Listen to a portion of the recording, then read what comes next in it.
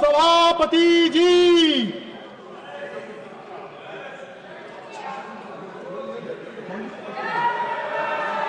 Valedictory remarks, honorable members. We have come to the conclusion of the 260th session of the Rajya Sabha. Despite the best efforts of the chair to facilitate meaningful and disruption-free discussion on the listed business, the session was regrettably marked by repeated disruptions, leading to frequent adjournments.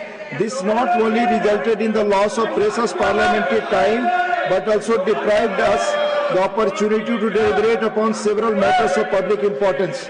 Overall, the House functioned for only 41 hours and 15 minutes. The productivity of this session stood at a disappointing 38.88%, something that calls for serious introspection. Members had the opportunity to raise 285 questions, 285 zero-hour submissions and 285 special mentions.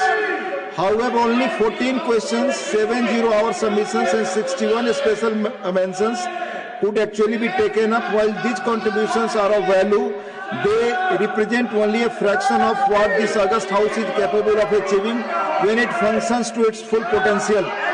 During the session, as many as 14 government bills were passed or returned. The House also held a special discussion on India's strong, successful and decisive Operation Sindoor undertaken in response to the terrorist attack in Pahalgam, a matter of great national importance. The discussion saw the participation of 64 members over 2 days and was replied by the Honorable Minister of Home Affairs. The House also benefited from a suo motu statement by the Honorable Minister of Commerce and Industry on India's US bilateral trade, which provided valuable insights into India's expanding economic engagement. In addition, the House was duly apprised of the vacancy in the office of the Honorable Vice President of India. We also bid farewell to 6 members from Tamil Nadu who completed their term on 24 July 2025. I hope the lessons of this session will guide us towards more constructive and purposeful deliberations in the future. Before we conclude, I wish to place on record my sincere appreciation for the panel of vice chairpersons for their cooperation and readiness to assist the chair, and for the Secretary General and the entire team of officers for their exemplary service, dedicated efforts and meticulous planning, which have ensured the smooth conduct of the proceedings and activities of the House. Finally, I extend my warm greetings and best wishes to all members on the forthcoming festivals, Ganesh Chaturthi, Milad un Nabi, Onam, Durga Puja, Dasahara, Diwali and others. May these occasions bring peace, harmony and prosperity to all. Jai Hind. Now the national song Bande Mataram.